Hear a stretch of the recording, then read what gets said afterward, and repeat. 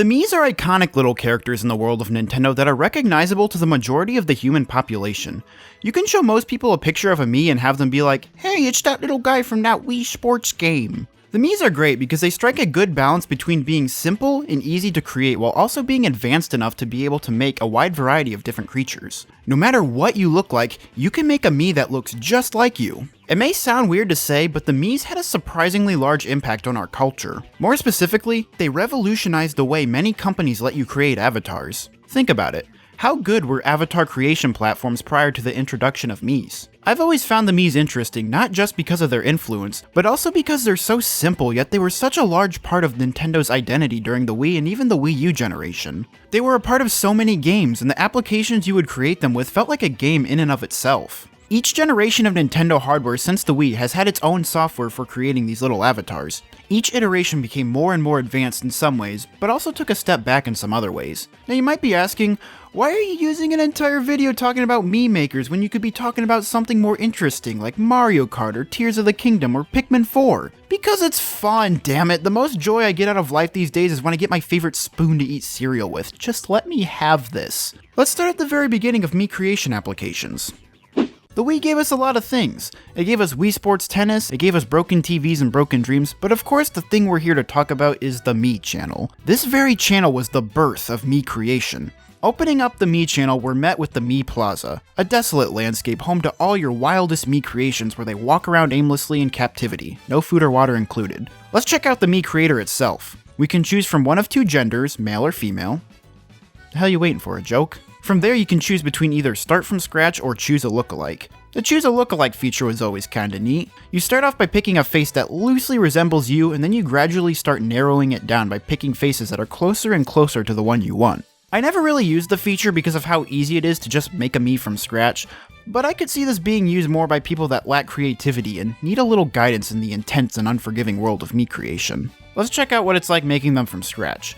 We got all sorts of things to customize here. We can adjust height, face shape, hair, eyebrows, eyes, cock, nose, mouth, and extra stuff like facial hair and glasses. You can even add a mole for a little bit of zest. Ooh, who knows if it's cancerous. Over here on this tab, you can fill out certain information for your Mii creation. Name, gender, birthday, favorite color, standard stuff you would fill out when applying for a driver's license or something.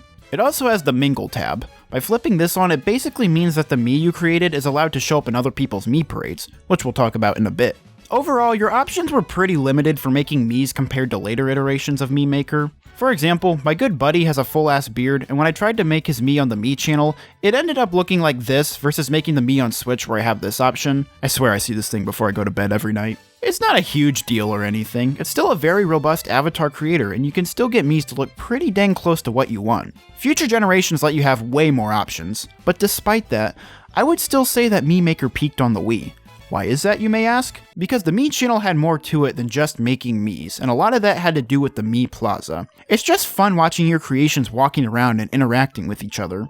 It'd be pretty neat if they made an entire game where they could have intercourse. There's all sorts of things you can do with your Miis in the Mii Plaza. You can grab them by the head and drag them wherever you please. You can take them to the edit Mii icon or just delete them. There are also different ways you can sort your Miis. You can alphabetize them, sort them by favorites, or even sort them by gender and color. It's a low-hanging fruit, I'm not doing it. On the right side of the screen, we got some more options. We're able to transfer Miis by storing them in the Wii Remote, and when we connect the Wii Remote to another person's Wii, we can transfer the Mii to their Mii Plaza. I remember using this feature a few times. Sure, making Miis is pretty easy and doesn't take too long, but for the more advanced Miis like the hamburger guy, it's a nice feature to have. You can also send Miis via the internet with the Wii Friend option. This way you can send your friends human people just like in real life. I didn't really use this feature. Back in the Wii's heyday, I didn't understand the concept of exchanging friend codes with people because I was like 5. I'm sure it was useful for people that weren't as incompetent as me. There's also the feature for connecting to a DS, which for some reason can only be accessed with a special input, but it allowed you to send Miis to your DS. There were only like 4 DS games that used Miis, so it wasn't a super useful feature until the 3DS came around, which used Miis a lot more. Lastly, we gotta talk about the Mii Parade. You can send Miis here from the Mii Plaza and they'll march down this little path for the rest of eternity, and if you have friends that sent their Miis to the Mii Parade, they'll also appear here. Like I said, I never had friends on my Wii, so this was basically just a way for 5-year-old Aaron to torture his Miis. So, overall opinions of the Mii channel. Like I said, I think that the Mii Maker peaked on the Wii. Later iterations of the application had more customization options, but the Mii channel had the most personality and more stuff to do in it. I like watching all the Miis roaming around this little plaza. I like being able to interact with them. I like whatever this is. The music and the sound effects are iconic, and it adds up to it being the best version, in my humble opinion. I know a lot of people will probably agree. You don't see too many Mii Maker for Wii U stands lurking around, and if you do see one, feel free to call the number on your screen now. We will talk about the Wii U one in a bit, but it only makes sense to talk about the 3DS one next. This was the second edition of Mii Maker, appropriately named Mii Maker. On the surface, it looks like a stripped-down version of the Mii channel, and it is. Instead of having one unified plaza, all the Miis are raised in captivity in their own separate chambers. This one is where I keep my family, this one is where I made Miis of all my old rabbits. They're all dead now. Some of my old friends are in here, got some special ones in here, more rabbits in here, and you guys are probably wondering at this point where I keep my Angry Birds. I keep them right here. We got some more special ones right here, and this is where I would make the most disgusting pieces of shit I could possibly make. Let's go back to the main menu and check out the actual Mii Maker portion. Definitely some more options here. They added more facial hair options, which is nice. I can finally do my boy justice. There's more options than ever before for creating Miis, but what if you still can't get it exactly how you want? Well, if we head back, we can select the Create from Photo option, and if we take a picture, the app will create a Mii for you. Let's take it for a little test run, shall we? Alright, ladies and gentlemen, today we will be checking out the Create Mii with Photo option in the Mii Maker for 3DS. So let's go ahead and see how this works. Go, get a good picture. Look at him go. I should add that to my Tinder.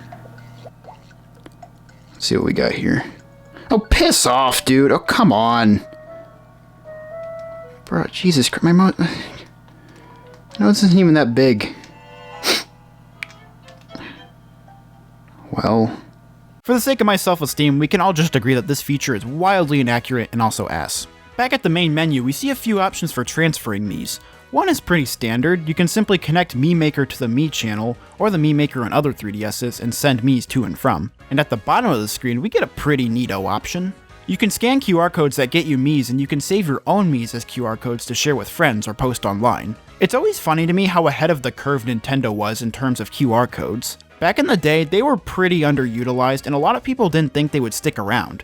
But now we use them for things like looking up menus, sharing Wi-Fi passwords, and signing into streaming services, and I think that's very interesting. So, what do I think about Mii Maker? Like I said, it's not as good as the Mii channel because it lacks a lot of the personality, but it's still an excellent avatar creator with tons of customization options, and also very useful ways of sharing your Mii creations. I will say though, I much prefer the Mii making experience on a TV just because it's a fun thing to do with friends. Also, the Create Mii from Photo feature can suck my cock, but everything else is pretty great. Let's move on to the third iteration of Mii Maker, Mii Maker on Wii U. It's not a whole lot different from Mii Maker on 3DS. If we click on the Select Mii option, we'll see that... oh no. See, I already didn't like the connotations of them just walking around in isolated chambers for all of eternity, but here, Nintendo just has them in a fucking display case. If we go back to Create Mii, we can create a Mii from scratch, and surprise surprise, we have more options. One of the bigger ones is that you can adjust the height of different features like mouth and eyes. Neat. We got some wacky new noses to choose from.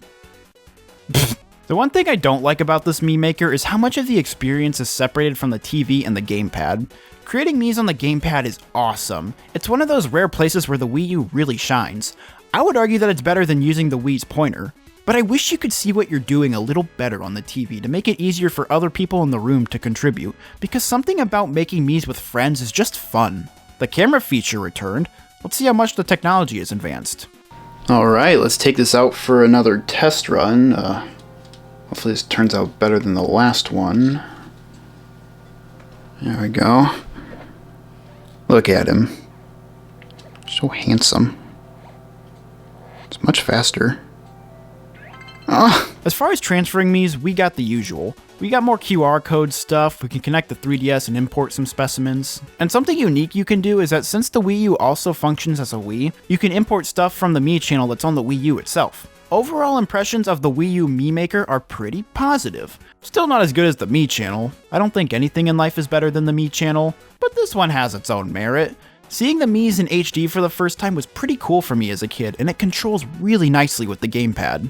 The big thing it's missing for me is a big central plaza where your Miis can just walk around and you can interact with them in different ways. I wish they had iterated on that concept more instead of just doing away with it. And yeah, I know, it's supposed to be an avatar creator first and foremost, but the reason Mii Makers aren't like the other avatar creators is the personality, which Mii Channel had a bunch of. And I know it's not just nostalgia talking because I have heavy nostalgia for both the Wii and Wii U era of systems. The most recent true iteration of Mii Makers is on the Switch. This is a no-nonsense, down-and-dirty Mii Maker. We got a simple menu for selecting Miis, and on the Create Mii tab, we can see the camera functionality was removed since the Switch doesn't have a camera, and we have returned to the days of choose a lookalike. Except this time around, it's worse because it doesn't narrow down your options as you click on Miis. Instead, you click on one singular Mii, and it lets you edit it.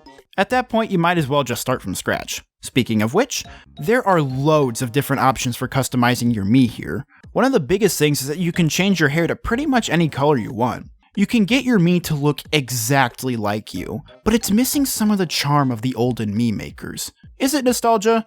Probably. I'll be the first to admit that pretty much all my gaming opinions are greatly influenced by nostalgia. Despite all that, I feel like I'm not alone when I say that this Mii Maker is missing that bit of pizzazz of the Mii Makers of old.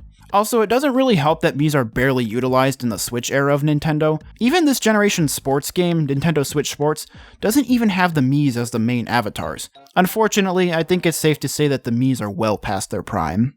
Alright, and that does it for the Mii episode.